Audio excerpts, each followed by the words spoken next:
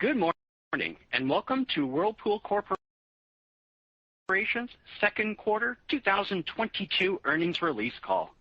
Today's call is being recorded. For opening remarks and introductions, I would like to turn the call over to Senior Director of Investor Relations, Corey Thomas. Thank you, and welcome to our second quarter conference call. Joining me today are Marc Bitzer, our Chairman and Chief Executive Officer, Jim Peters, our Chief Financial Officer, and Joe Liotine, our Chief Operating Officer. Our remarks today track with a presentation available on the Investors section of our website at whirlpoolcorp.com. Before we begin, I want to remind you that as we conduct this call, we'll be making forward-looking statements to assist you in better understanding Whirlpool Corporation's future expectations. Our actual results could differ materially from these statements due to many factors discussed in our latest 10-K, 10-Q, and other periodic reports.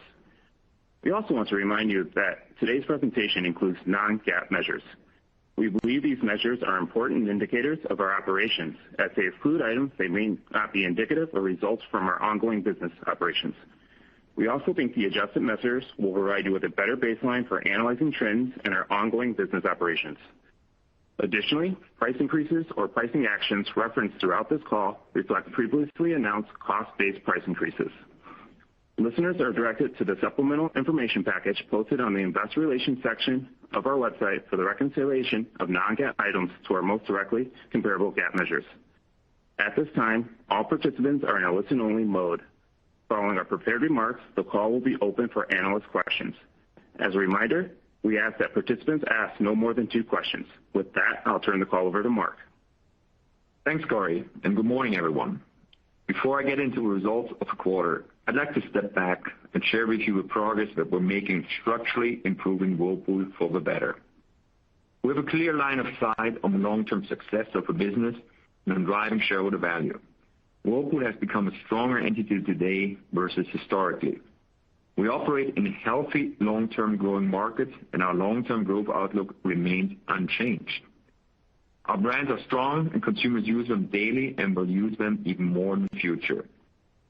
Based on the initiatives that we are taking, Whirlpool will exit the current and temporary industry headwinds at our highest operating performance. Likewise, we're focused on simplifying and transforming our business portfolio through pruning of underperforming assets by investing in high-margin businesses.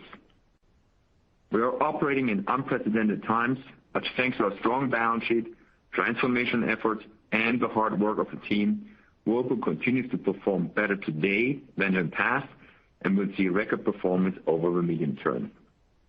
Today, we will discuss our second quarter results and highlight how we continue to successfully manage our business despite near-term pressures, while at the same time remaining focused on delivering towards our value creation goals over the long term. We are operating in a dynamic world marked by rapid cost inflation, a war, and geopolitical tensions, as well as broader economic uncertainty and its subsequent negative impact on consumer sentiment.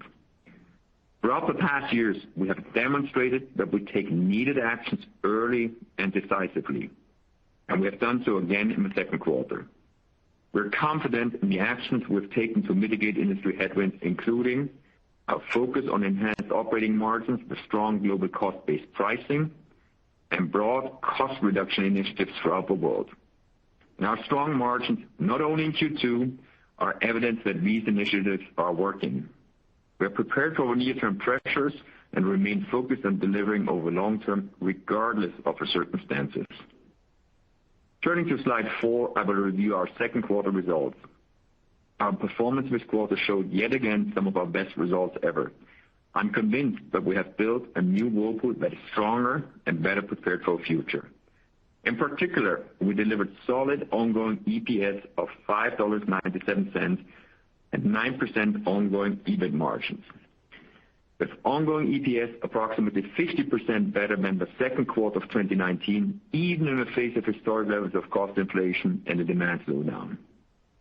We experienced mid-single-digit to double-digit demand slowdown in key countries in the second quarter, alongside a rapidly strengthening dollar, and yet we impressively delivered relatively stable revenue of down 2%, excluding the impact of currency. Even more impressive, North America delivered over 14% margins, demonstrating the structurally higher profit levels of the region. Next, with the confidence we have in our business and the strength of our balance sheet, we continue to fund innovation and growth while returning approximately $400 million to shareholders in the quarter. Additionally, we signed an agreement for the divestiture of Whirlpool Russia business, triggering $747 million of one-time, almost entirely non-cash charges. We expect the Russia sale to close during the third quarter, and we believe it to be the best for shareholders and overall business. Impact on demand from consumer sentiment on EPS guidance to $22 to $24. However, to put it into context, this guidance will be running at 40-year highs and the additional headwinds that we've been discussing. Our free cash flow dollars remains unchanged. Again, we're confident in the actions we have in place to manage the near-term on delivering over the long term. Turning to slide 5, we show the drivers of our second based price actions across the globe. We successfully delivered positive price mix, resulting in 675 basis points of margin expansion. Net cost negatively impacted our margin by 175 basis points, largely driven by increased logistics and energy costs, alongside operational inefficiencies from supply disruptions. Lastly, and in line with our expectations, raw material inflation continues to be a significant headwind, negatively impacting margin by 760 basis points. This is a very solid performance addressing a challenging environment and delivering operating margin of 9%. And now I'll turn it over to Joe to review our regional results. Thanks, Marc, and good morning, everyone. Turning to slide 7, I'll review the results for our North American region. In the quarter, the industry continued to be negatively impacted by softening consumer sentiment alongside the constrained supply chain. The industry slowdown we experienced in the second quarter was greater than expected. However, as we implemented operational improvements, we realized sequential share gains as our share position improved throughout the quarter. We believe the fundamental strength of consumer demand trends remain intact as we continue to see elevated cooking appliance usage over 2 times above pre-pandemic levels. We were able to largely offset the negative impact of the industry decline with the strong execution of cost-based price increases. We delivered 14.1% EBIT margins despite inflationary impact of operational inefficiency and the strength of our business results in any environment. Middle East and Africa region. Attributed to reduced volume.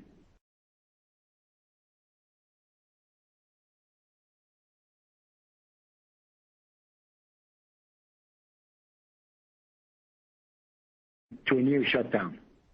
Excluding currency, the region's revenue declined by approximately 10%. The region's strong execution of pricing actions drove 270 basis points of sequential margin expansion.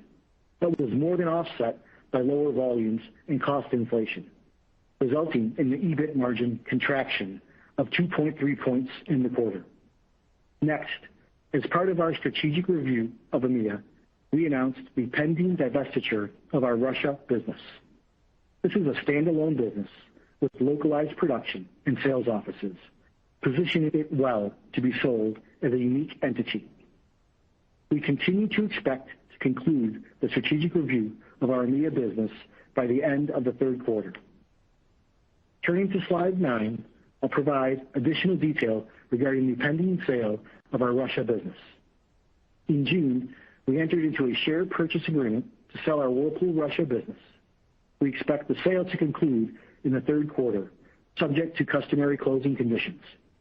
As a result of this transaction, we recorded $747 million of non-recurring, primarily non-cash charges, including $346 million primarily associated with the write-down of Russia assets, which triggered a comprehensive assessment resulting in a $384 million goodwill and intangible asset impairment in the EMEA region.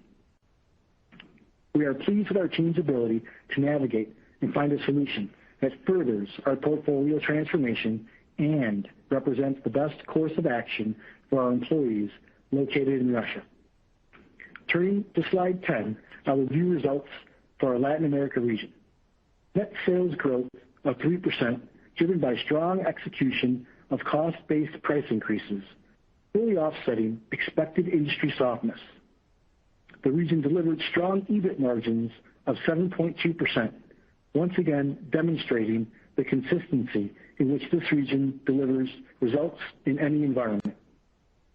Turning to slide 11, I'll review our Asia region. Revenue growth of 26% is largely attributed to higher volumes in India, as the region was impacted by COVID-related shutdowns in the prior year period.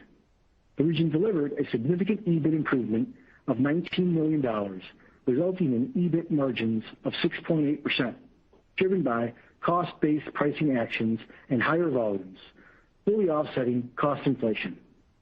Now on slide 12, I'll turn it over to Jim to discuss our full year 2022 guidance. Thanks, Joe, and good morning, everyone. Now turning to slide 13, I'll review our updated guidance for 2022. We have revised our full year guidance to reflect the larger than expected industry slowdown. While there is no change to our expectation for long-term growth, including a robust multi-year appliance demand outlook, we have adjusted our 2022 guidance to reflect the current environment. As a result, we now expect a revenue contraction of approximately 5 to 6% and ongoing EBIT margins of approximately 9% for the year. This represents a full year ongoing EPS range of $22 to $24. Next, we continue to expect to generate significant free cash flow of approximately $1.25 billion, or around 6% of net sales. Turning to slide 14, we show the drivers of our full year ongoing EBIT margin guidance. We have increased our expectation of negative net cost by 50 basis points to a negative 150 basis points, reflecting the added inefficiencies resulting from temporarily reduced volumes and additional logistic and energy costs. Next, with the strengthening of the dollar, we now expect a negative currency impact of 25 basis points, driven primarily by Brazil and India. All other drivers remain unchanged, including our expectations of previously announced cost-based price actions driving 725 basis points of margin, fully offsetting raw material inflation, which we expect to peak in the second and third quarters. We are confident that we have the right actions in place to deliver approximately 9% ongoing EBIT margin. Turning to slide 15, we show our regional guidance for the year. We are reducing our global growth expectations to negative 6% to negative 4%, reflecting updated industry expectations for North America in 2022. In North America, our near-term growth expectations are negative 7% to negative 5%, with a second half industry performance in line with the second quarter. Looking beyond 2022, we remain confident in the fundamentals of the demand environment for North America, supported by 1, broader home nesting trends, 2, an undersupplied housing market, 3, a strong replacement cycle, and 4, continued elevated levels of consumer engagement with our appliances. Regarding our EBIT guidance, we expect North America to deliver approximately 15% EBIT margin, which remains in line with our long-term expectations for the region. Our industry and EBIT margin expectations for EMEA, Latin America, and Asia remain unchanged. Turning to slide 16, we will discuss the drivers of our 2022 free cash flow.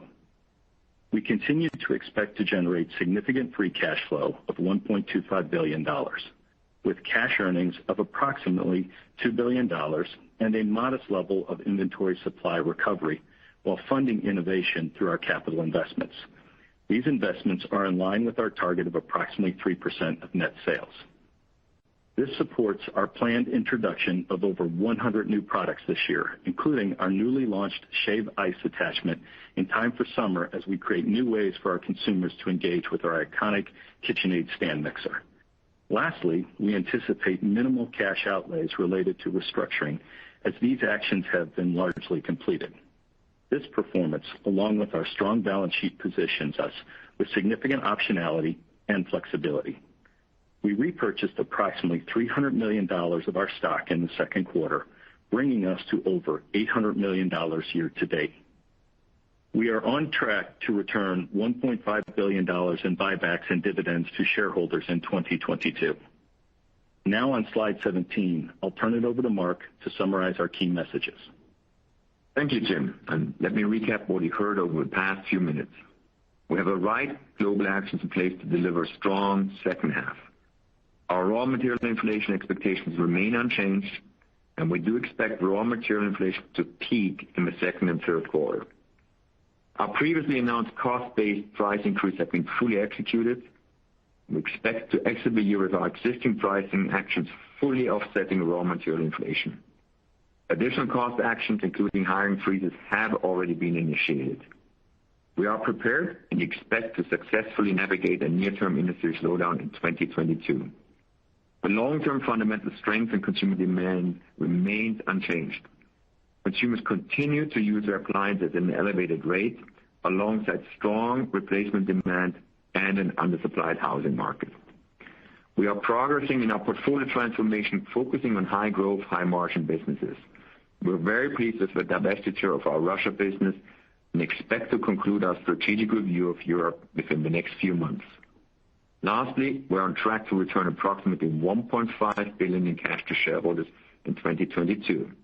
And we have reduced our outstanding share count by over 10% in the last 4 quarters alone. These actions demonstrate our confidence in the sustainability of our high margin and strong cash generating business and our commitment to creating shareholder value. Now we will end our formal remarks and open it up for questions.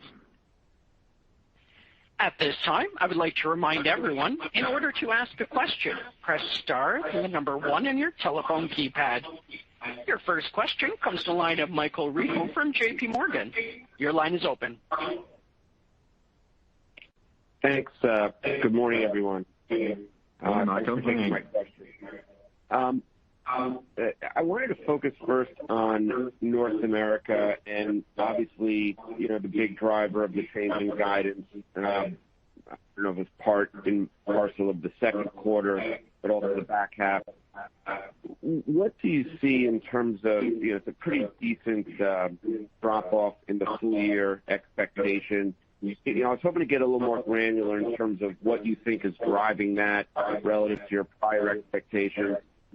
And also encouragingly, how you think about share going forward, your own share. You mentioned the sequential gains, which is important, obviously, given some of the losses over the past 18 months and how that might progress as well. So, Michael, it's Mark. Good morning, and obviously multiple questions in one question. Let me still try to address them. Let me first talk about North America demand, and Joe should probably also add some color. Michael, what we're seeing is basically, call it 2 trends going on at the same time. There's a long-term trend, which, as Jim alluded to, we see very positive. The long-term trend, the positivity is driven by replacement cycle, which is favorable, higher usage of appliance, a structurally undersupplied housing market. So all these factors remain intact, and you can't be in denial about these fundamental positive long-term trends. But there's a short-term trend which is kind of overriding that right now.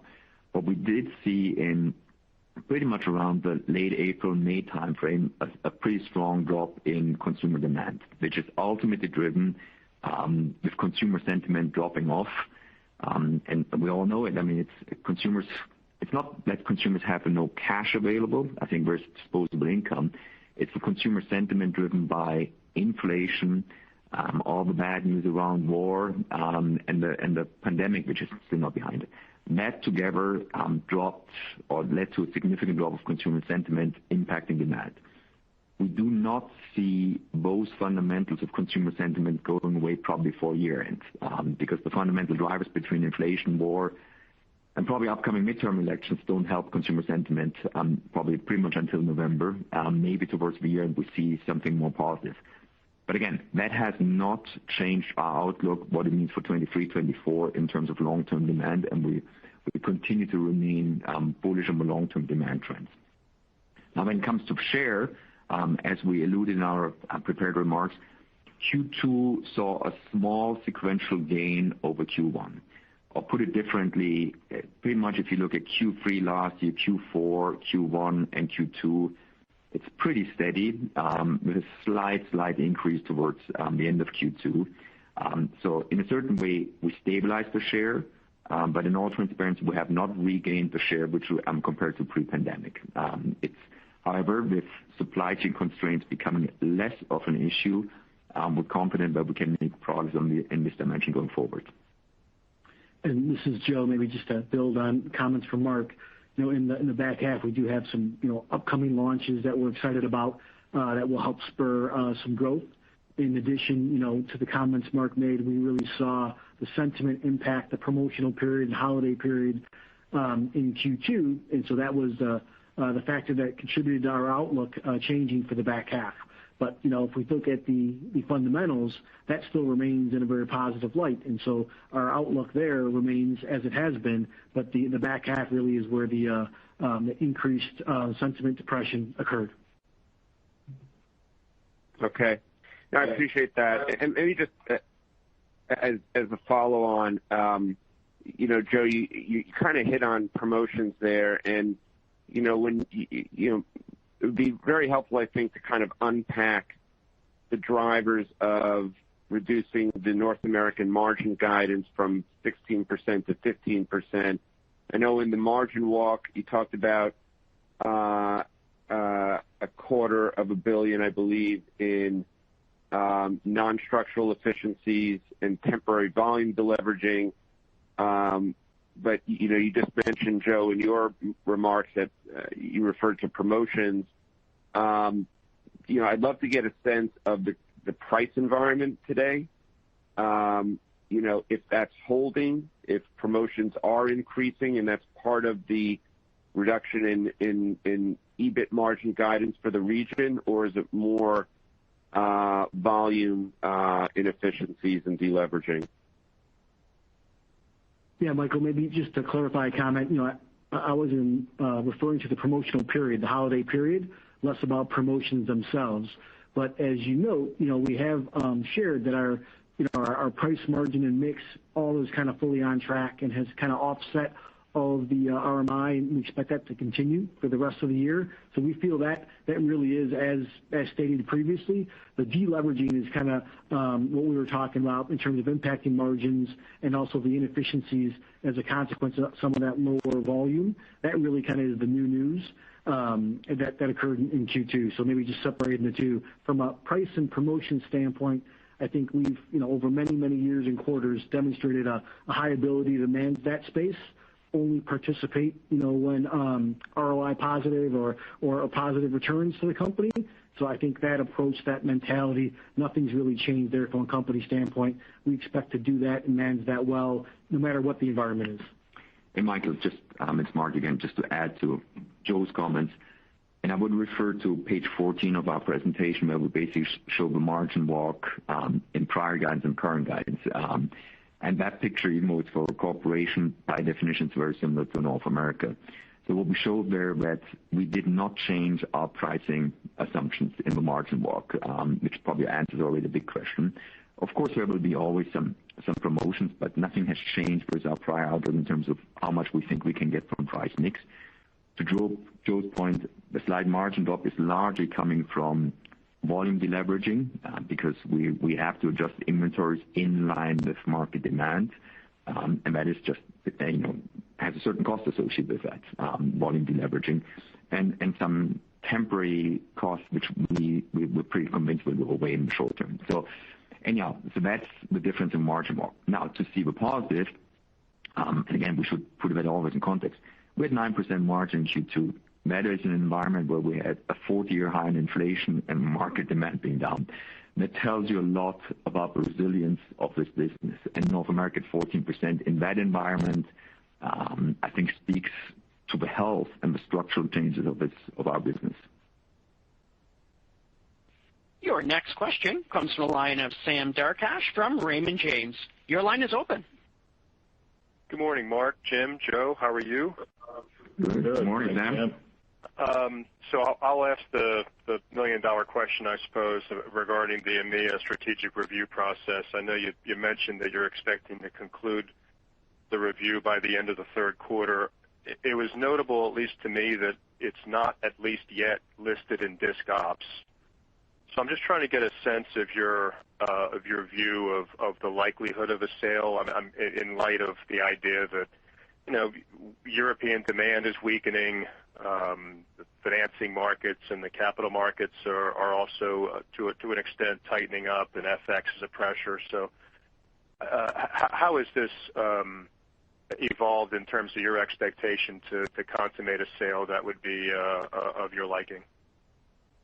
Sam, and this is Jim, and I'll start, and then Mark or Joe could chime in. But to begin with, as we said, last quarter we expect the process to go through the third quarter, and after that we'll talk further about it. And right now we're in the middle of the process, and so within this quarter, and as we mentioned in our remarks earlier, we did at least reach an agreement to divest of our Russia business, which was a necessary step considering the sanctions and the environment that we were trying to operate in, and that is a progression along the path in terms of our strategic assessment here. Now, when you asked about the accounting for it or putting it in discontinued ops, because we're not at a point where we have a definitive answer to give yet in terms of the situation and many options are open, it wouldn't be the appropriate time. But we did move Russia into held for sale because we do have an arrangement there. So that's where we are today, and I don't know that there's any more that we can really share on this until we get past the third quarter.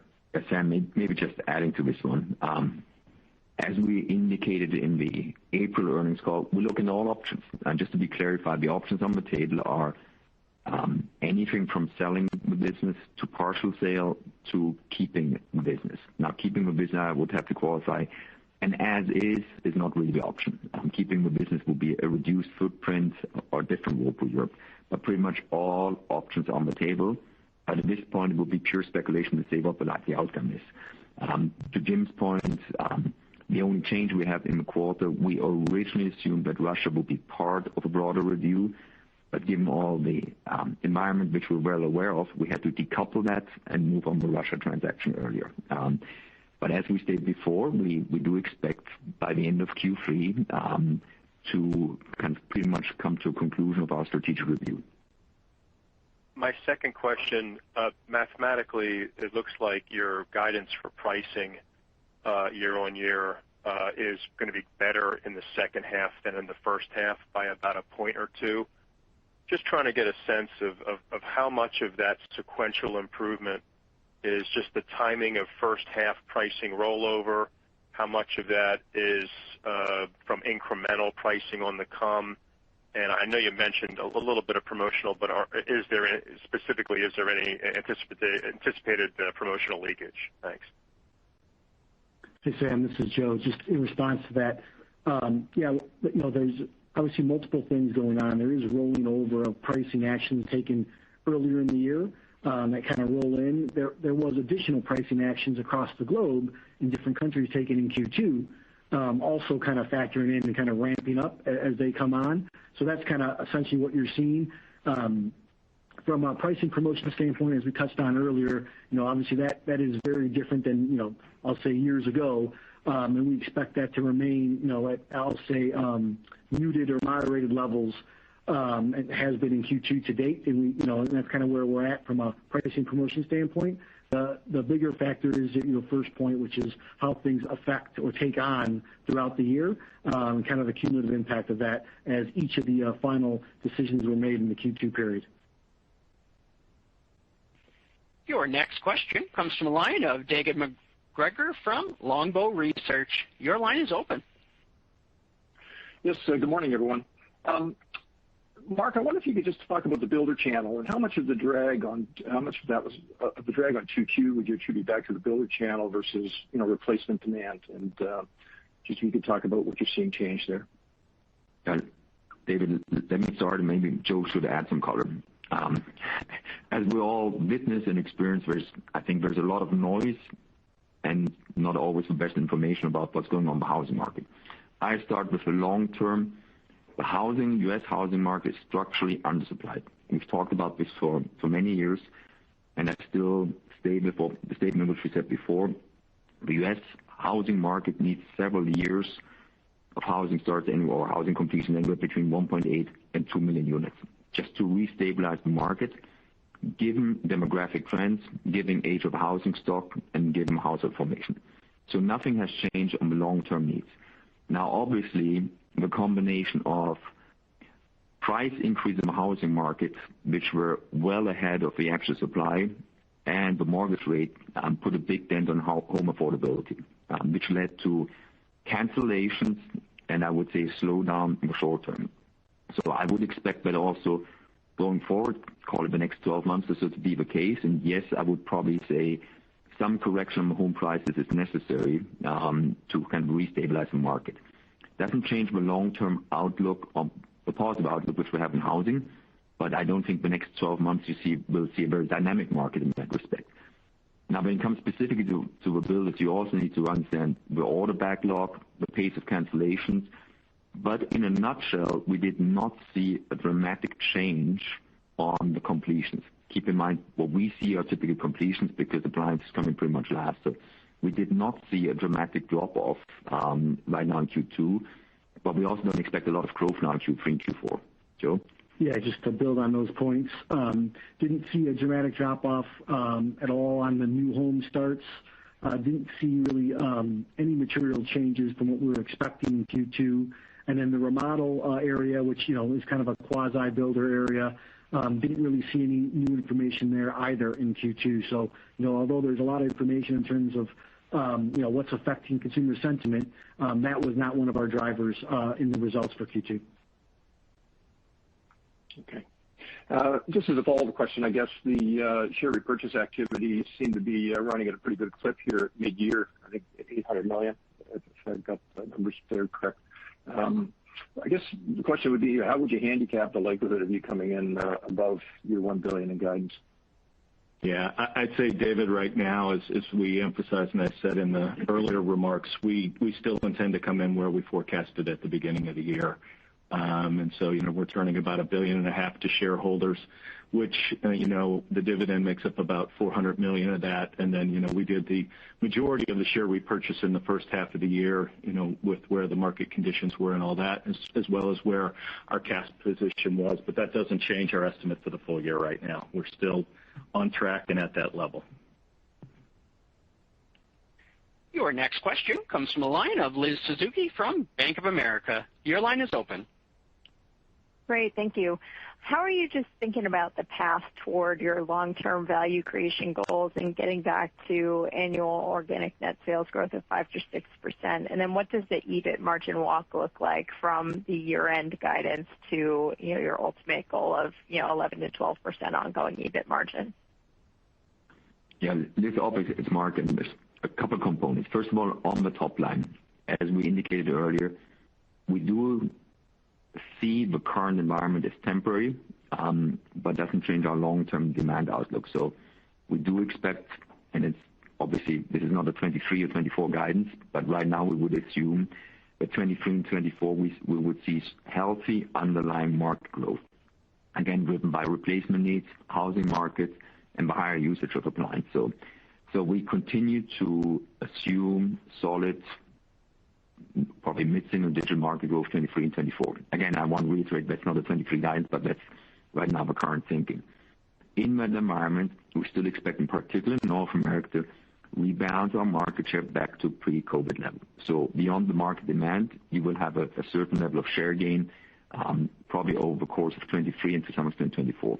So that is a big driver of the top line. In addition, globally, we have several growth markets which continue to in the combination between strong market share and underlying market dynamics like India, we have strong organic growth more in the high single digit. That's on the top line. On the margin side, this right now, again, we're pretty much guiding this year to a 9%. Keep in mind that 9% also includes several kind of costs which are not typical in the cycle because you still had express shipments, all kinds of extra costs which were related to supply chain constraints, which obviously will go away. And it has a significant volume deleveraging. So just taking that out of the equation, you start getting a lot closer to the 11%. Couple that with additional cost action, and then I'll focus more and more on high margin businesses that will lead you to be 11 to 12%.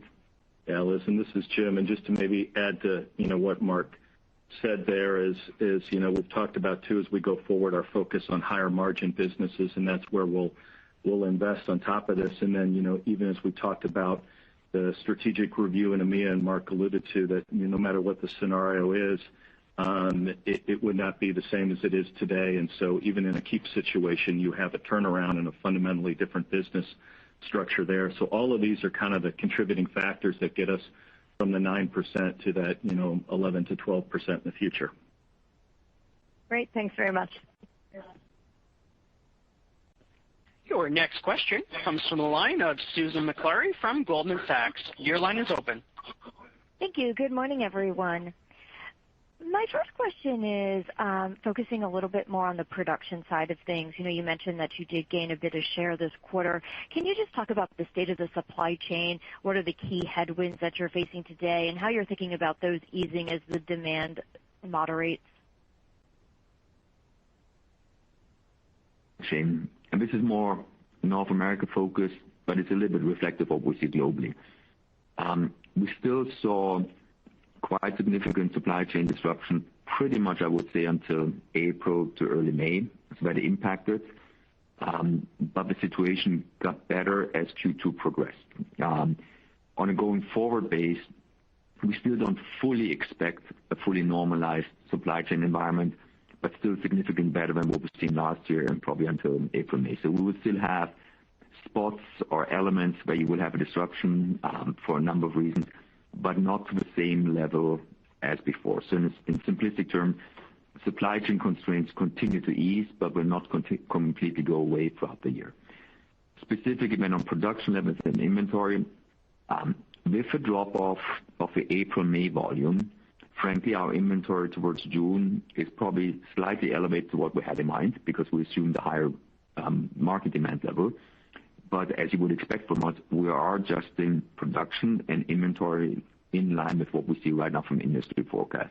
I'll put it differently. We are correcting production, or we did already in June, and we'll continue to do so going forward, and we're not going to wait until the year end. Okay, that's helpful. My follow-up question is, you mentioned in your commentary, Mark, that you're taking decisive actions as you do see the macro changing. Can you talk a little bit more about the playbook that you have in a weaker macro environment, and especially maybe as it relates to thinking about the promotional side of things? To what extent is the consumer responding to that, and how you're thinking about balancing that relative to the other goals that you have as you think about the business, especially within North America? Yeah, Susan, first of all, it starts obviously with a macro assumption you have, and I think it's true for many companies. But macro assumptions which we have now in July 22 are very different from January 22. So in our scenario, and I know there's different opinions around this one, we do assume a recessionary environment around us. You can argue about the depth of the duration, but right now that is our main scenario. And that became very clear in our view probably around June, July. So accordingly, we've taken the actions which we have in our recession playbook, which are largely focused on being very aggressive on cost side. We do believe the raw material market will turn favorable, not to the extent as we like in 22, but it starts turning more favorable. And that's why I said earlier, we do think inflation peaked in Q2 and Q3. But above and beyond, we are taking additional cost actions. On the material side, on the logistic cost side, where we were faced with many express and inefficiencies, but we will also be very disciplined in managing headcount and all associated costs. So we are taking strong actions on the cost side, call it from our recessionary playbook. In addition, every recession in the past has proven you got to keep an eye on cash flow. So you should expect us to be very disciplined on net working capital and how we manage our net working capital and our cash flow accordingly. And in that context, I'm also very pleased that in our scenario, we are able to keep a guidance on the cash flow. Your next question comes from the line of Chris Kalata from RBC Capital Markets. Your line is open. Hi, thanks for taking my questions. Just going back to the promotional dynamics, I was hoping you could help quantify how much of the kind of 420 basis point year-over-year decline in North America EBIT margin came from the increased seasonal promotional activity, and how do you expect that to trend in the back half? Are you assuming kind of a similar magnitude of promotions, or any color that would be helpful? Yeah, Chris, this is Jim, and maybe I'll kind of start with that, and Joe can chime in here. But, as we talked about earlier, when we look at price mix for the year, for the total company, which is very reflective of North America because it's about half of our business, we've really said that in the back half of the year, we still expect to have price mix benefits that are still coming. So, that would imply that we don't see, whether it's now or in the back half of the year, promotions being a big impact on our margins overall. As we've talked about, the impact on margins has more been driven from, one, a cost inflation perspective, which has come, whether it be materials or logistics or labor, or freight and warehousing costs, again, or that it's come from volume deleveraging as we've just managed the business to a lower level of demand right now and had to reduce our production levels. So those are the two big drivers within there, and even if you look at our overall company gross margins, that's what reflect that. So, it is not assuming that there's a higher promotional environment or anything. This is mainly just a reflection of where costs are. Yeah, maybe just to build on that, to Jim's points, the deleveraging, did occur pretty much in Q2. But that was the new news that we had kind of referenced earlier in the call. And so that's really what's impacting the cost. From a price promotion standpoint, expectations remain, didn't see elevated levels in Q2. So those are more static than anything else. Understood. And just to drill into the kind of sequential cadence for North America margins, your guidance for 15% EBIT for the year implies a second half step up. So, assuming you could help us, break out the key drivers of that, assuming the promotional dynamics stay the same. I mean, you guys outlined a cost-cutting program.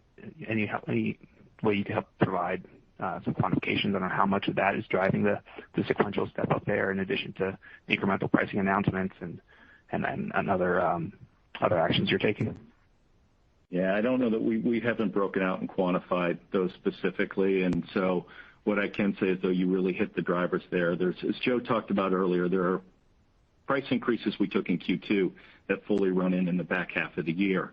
You have cost-saving programs that we've now kicked off, and Mark talked about this, the different things we're doing to prepare ourselves for a recession. And so as you look at that, those begin to become larger savings within the back half of the year. And then as we talked about, too, we see material costs as maybe being stable in the back half of the year, that we're hitting the peak now.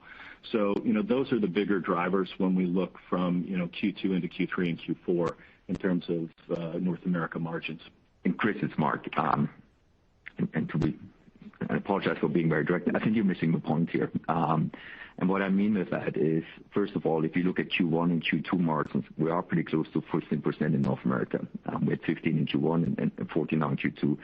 So we're pretty much on the run rate, despite inflation, what we just said, peaking Q2 and Q3, and despite the volume negative environment. So I would say with these North American margins, given the environment, are spectacularly strong. They're well above any historic levels. They clearly demonstrate how strong the underlying business is. And again, that's with all the volume deleveraging and with all the inflationary pressure. So also, if you look at the competitive environment, I don't think you will find any competitors who are even close to these North American margins. So I take that as a pride, the North American margins, and not as a concern going forward. Your next question comes from the line of Eric Bessard from Cleveland Research. Your line is open. Thanks. Two follow-up questions. First of all, just some clarity. You made a comment about rebalancing market share back to pre-COVID levels. And so what I wanted to understand in the back half of the year, if industry volumes are softer and inventories are normalizing, if not a bit heavy, is it your intention? It's an environment that certainly seems ripe for more promotions, either driven by retailers or competitors to try to make up some of the lost volume coming from softer consumers. Is it your intent to participate in promotions, or is it your intent to not participate in promotions? And what does that suggest for your market share outlook through that period of time? Eric, this is Joe. Just kind of setting up your response to that question. If you look at what transpired in Q1 to Q2, we did grow share slightly in Q2, even in a depressed environment. So, that's kind of where we're beginning from. We think we will continue to look for opportunities to improve and rebalance share back to pre-COVID levels in the back half, and frankly into 2023. In terms of promotions, I mean, that's always the case, that there's different factors in the market. We always are going to review those and make sure they're value creating. And so, I look at that as a bit more of a constant. I think now that we're past, I'll say, some of the disruptions on supply chains, we're able to get the right production where we want it. We're able to put inventory levels to where we want it and then go into the market the way we think is most value creating. And as I said, we slightly grew, in Q2, and we expect to kind of continue that into the back half of 2022 and into 2023. Promotions is a bit of a constant. How we participate is also a bit of a constant in that, we have a very rigid or formal approach on what creates value and what doesn't. And I think that you'll see that transpire into the back half. Okay. And then the other follow-up just related to cost productivity. I think the assumption or the guidance implies the second half is roughly half the headwind it was in the first half, but the volume sounds like it's similar. I guess you've spoken to this, but just to hear you say it again, why does the business delever less in the back half on a similar volume and a more cautious consumer? Yeah, Eric, this is Jim, and I think what you're looking at too here is the year over year. And when you take year over year, it would imply that year over year, the back half of the year cost, especially net cost, is a little bit less of an impact. Now, a lot of that is because we saw a lot of these inflationary pressures beginning to ramp up throughout the back half of last year. And so that's part of the thing on a year over year. The first half of the year was comping against the first half last year that didn't see as much inflationary pressure as we did in the back half. That's a part of it. The second thing is when we look at the back half of the year and we talk about it's not as much the volume deleveraging here, but you're getting an offset with some of the cost reduction actions that we talked about earlier, the things such as reducing our hiring, the things such as looking at some of our discretionary expenses in other areas. That helps to offset some of those net cost headwinds that we're seeing in the back half of the year, and that's why it implies that the back half would be slightly better year over year, but for the full year, we're still at about 150 basis points. So I guess we're coming to the end of a Q&A session. So first of all, I want to thank you all for joining us today. Obviously, as you heard today, there's a lot of moving parts. It's a dynamic, you can call it a challenging environment by any definition. But I think in that Q2, we demonstrated we can perform very well in a tough environment, and we will continue to do so. We changed our guidance, which frankly we don't like, but it's a guidance towards the second best year ever in our history. Yes, we would have liked to make it another best year, but we're going to be pretty close. And I think all the actions which we'll talk about now for the back half of 22 will line up our business very well for 23 and going forward. So again, thank you all for joining us today, and have a wonderful day. Ladies and gentlemen, that concludes today's conference call. You may now disconnect.